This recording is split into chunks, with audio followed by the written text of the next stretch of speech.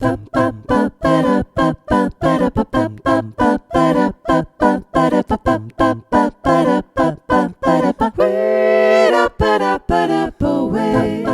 à toutes, bonjour à tous et bienvenue dans Chanter en chœur, ça s'apprend, le podcast des amoureux du chant choral. Je suis Anne Le Goff, chanteuse, chef de chœur et professeure de chant depuis plus de 20 ans. Et ici, nous parlons de voix, de chant et plus particulièrement de chanter ensemble. Les liens, bonus ou images dont je vous parle dans les épisodes sont à retrouver sur mon site annelegoff.fr. D'habitude, Le Goff, ça s'écrit en 2 mots et j'y tiens beaucoup, mais pour cette fois, Anne Le Goff, c'est tout attaché. Alors, si vous avez bien fait votre échauffement, c'est parti pour l'épisode d'aujourd'hui.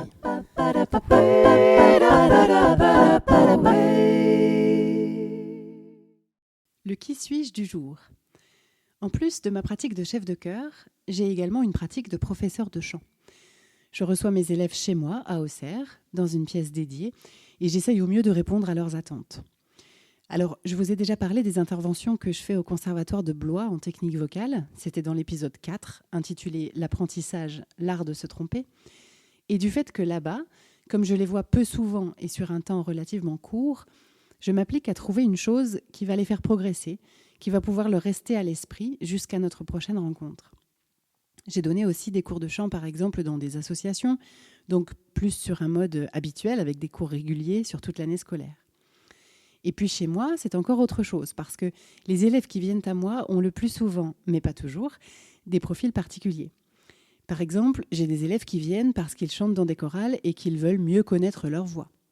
D'autres parce qu'ils se sentent attirés par la voix, qu'ils ont envie d'explorer ça, mais sans vraiment avoir envie de se lancer dans un parcours de conservatoire, par exemple, ou en tout cas de cours réguliers. D'autres encore qui arrivent en me disant, comme on en parlait dans l'épisode « Chanter faux, ça existe », et je précise ici que c'était un point d'interrogation à la fin de cette phrase, en me disant donc qu'ils chantent faux, qu'ils ne savent pas chanter et qu'ils aimeraient améliorer ça.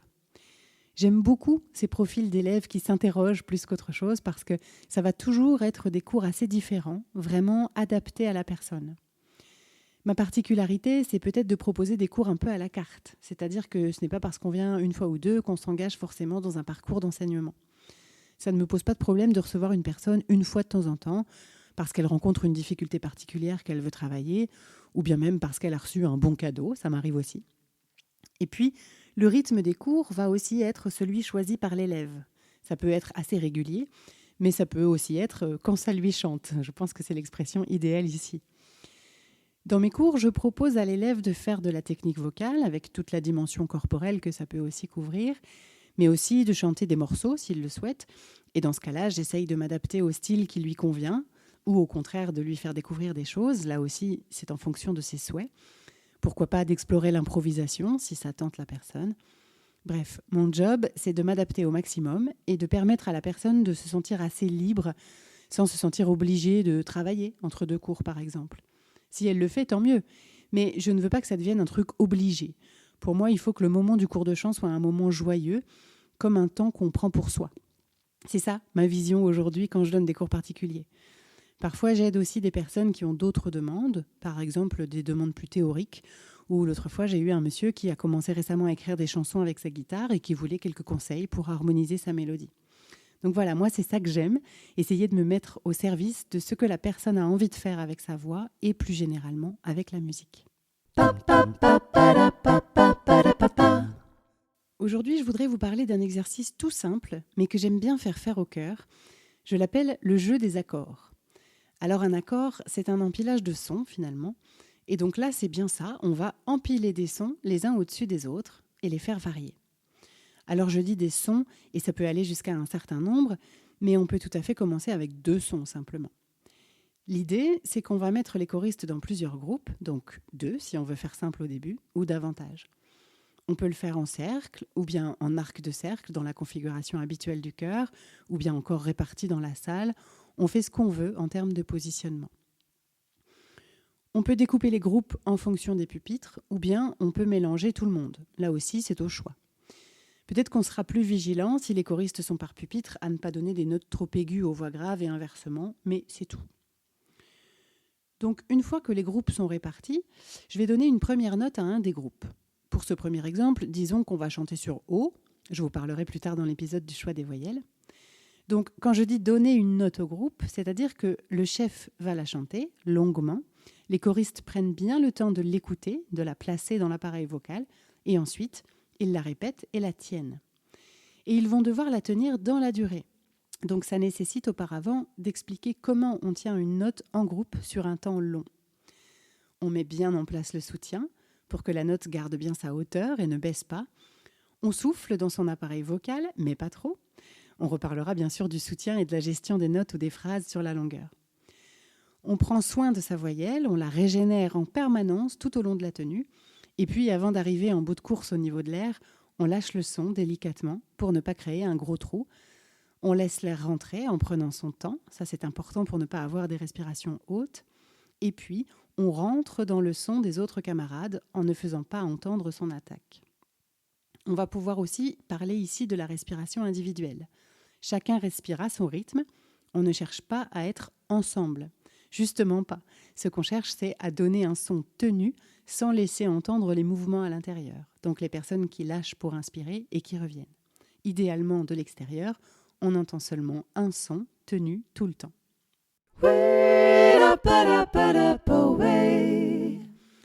Ensuite, le chef de chœur va donner une autre note à un autre groupe. Au départ, on commence avec des notes consonantes. Par exemple, si on chante à 2 groupes, on va commencer avec une tierce.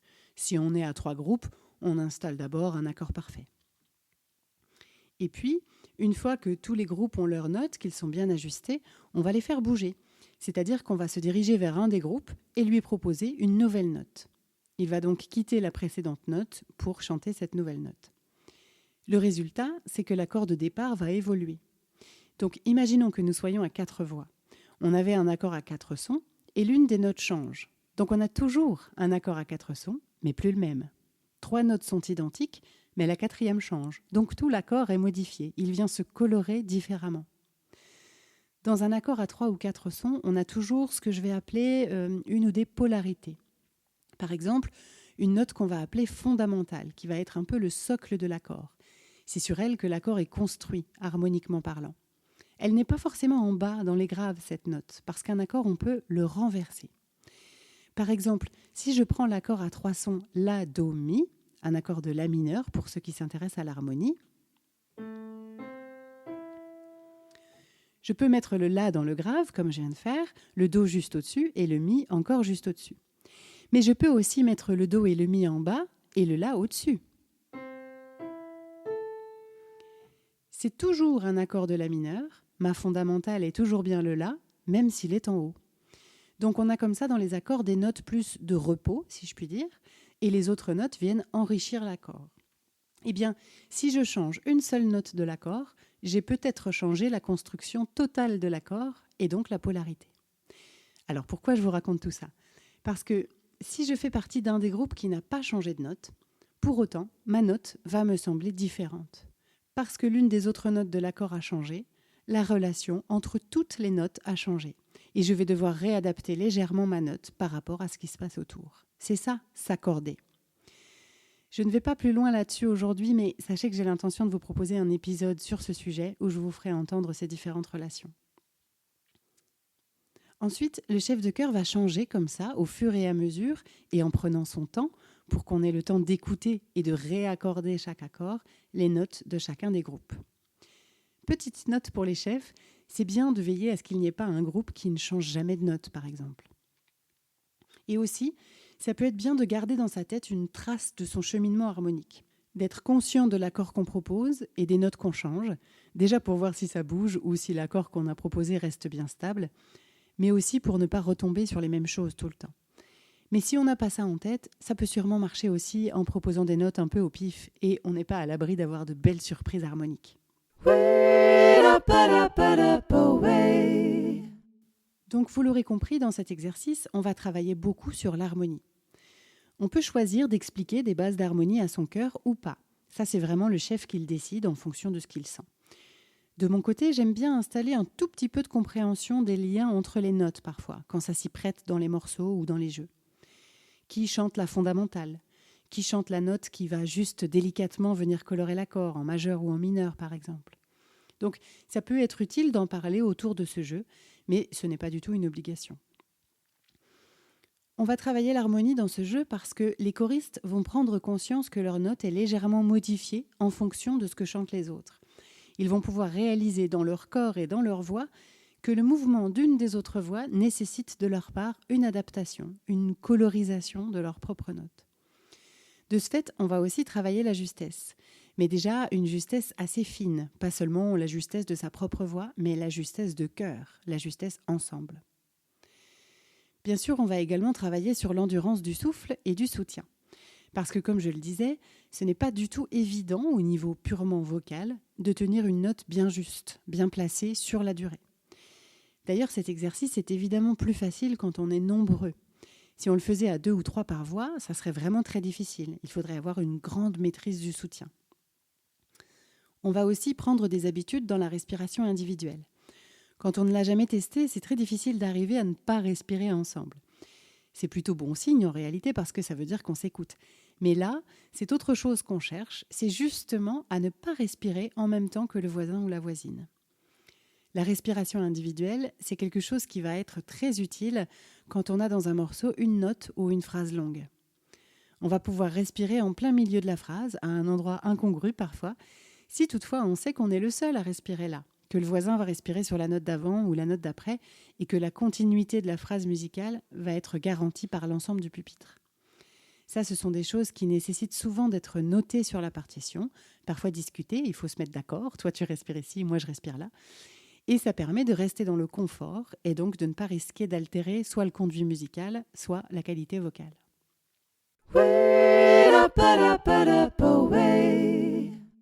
Cet exercice peut être aussi l'occasion d'un travail approfondi au sujet des voyelles. Il y a des différences entre les voyelles et on peut les faire apprécier au cœur dans ce jeu, en les testant. Par exemple, le « O » va nous être utile pour travailler sur sa rondeur et homogénéiser les voix. C'est aussi une voyelle assez confortable, bien que si on la fait correctement, elle fasse beaucoup travailler les muscles des lèvres. Le « I » peut être utilisé pour écouter davantage les harmoniques et aussi apprendre comment faire un beau « I ». C'est souvent une voyelle difficile dans les chœurs, le « I ». On peut avoir tendance à le chanter trop latéral, « I ». Je pense essentiellement parce que quand on est petit, on nous apprend souvent à sourire quand on fait un « I ». Du coup, on prend parfois l'habitude de proposer aux choristes d'aller vers le « U », mais j'ai déjà entendu des chorales où c'est trop. Alors la compréhension du texte s'en trouve altérée. En réalité, pour faire un beau « I », il faut le penser vertical dans la bouche, en fait, comme il s'écrit, en prenant conscience que c'est la langue qui le fabrique et que donc on peut relâcher les mâchoires, mais tout de même garder un « I » bien harmonique. Le « A » peut être utile pour travailler sur le soutien, particulièrement important dans cette voyelle, sinon le souffle peut s'échapper, mais aussi pour homogénéiser ces « A ». Il y a plein de « A » différents, et en plus, selon la région où on se trouve, on peut entendre des « A » plus ou moins ouverts ou fermés, et ça peut être l'occasion de s'harmoniser sur un « A » commun. Pourquoi pas essayer le « U », qu'on utilise peu en vocalise, mais qui a pas mal de vertus, puisqu'il est presque aussi harmonique que le « I », mais avec moins de risque de fermer l'espace au fond de la bouche, et donc d'avoir un son serré ou écrasé. Le « OU » est bien sûr intéressant aussi, parce qu'il aide justement à ouvrir cet espace au fond de la bouche. Et ensuite, bien entendu, tout est possible. On peut s'essayer à des « et », des « est », des « o », et même aussi des nasales, qui sont parfois encombrantes quand on chante du français. Ça peut être l'occasion de travailler sur des « en », « on », « un », qui soient bien ouverts, bien résonnants, mais qui gardent leurs caractéristiques nasales pour l'intelligibilité du texte. Ouf, je ne savais pas si j'allais réussir à le prononcer d'un seul coup, ce mot. Pour toutes ces voyelles, il faut avoir conscience que sur la durée, ça peut devenir fatigant de tenir sa voyelle, pour des raisons musculaires, pour le « o » ou le « ou » par exemple, parce que si on les fait bien, on fait vraiment travailler les lèvres, ou pour des raisons d'endurance, de soutien, pour le « a ». Bref, il faut pousser un peu les choristes dans leur endurance, mais veiller à ne pas aller trop loin parce que ça peut fatiguer les voix. On peut aussi tenter des voyelles différentes dans chaque groupe et observer que c'est beaucoup plus difficile d'harmoniser les couleurs de notes. Faisable, bien sûr, mais plus difficile. On en profitera aussi pour remarquer que quand on fait tous la même voyelle, c'est important de la prononcer, de la fabriquer exactement de la même manière. Si on fait « O » plutôt fermé et qu'un choriste ouvre trop son « O », il va ressortir et la justesse, la couleur du son seront moins homogènes.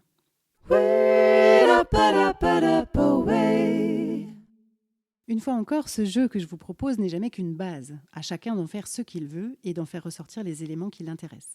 Une variante qui m'est venue en préparant cet épisode et que je vais m'empresser de tester avec mes choristes, pourquoi pas proposer à un participant de quitter la note qu'il tient pour improviser. Il va pouvoir chanter d'autres choses, des phrases, des mélodies, des rythmes, des sons. Il va être soliste et puis quand il le souhaite, passer le relais à un autre choriste. On peut même imaginer une sorte de bâton d'impro, comme on connaît le bâton de parole dans certaines circonstances. Et on pourrait alors avoir un fil rouge d'impro qui court par-dessus la nappe d'accords créée par le jeu. Évidemment, il pourrait y avoir aussi des tas d'autres variantes. Je laisse votre imagination courir là-dessus et j'attends bien sûr vos idées ou vos comptes rendus d'expérimentation par message sur mon site ou sur Patreon. En bonus aujourd'hui, je vous propose d'écouter la dernière version de notre jeu des accords avec mon chœur de femme, la Cadencia. Vous allez peut-être entendre que ce n'est pas parfait. C'est un work in progress, comme il paraît qu'on dit. Évidemment, ce n'est pas la perfection que je cherche. Je vous en parlais dans l'épisode 17 sur les valeurs du chant choral. Ce n'est pas la perfection qui m'intéresse. L'exigence, les progrès, oui, mais pas la perfection. Et donc, quand on fait le jeu des accords, je cherche à les challenger, à leur proposer des dissonances, des accords plus complexes. Par exemple, quand on a commencé à pratiquer ce jeu, on le faisait à 3 sons, et déjà, ça ne marchait pas à tous les coups. Et puis, en pratiquant, c'est devenu assez facile à 3 voix. Donc, on en a rajouté une 4e. Au début, avec des accords assez simples et faciles à entendre. Et puis, on a ajouté des dissonances, des accords moins répertoriables. Ici, vous allez entendre 4 voix. Et aussi, puisque l'idée m'est venue en préparant cet épisode, une petite partie avec de l'improvisation qui vole au-dessus du son du chœur.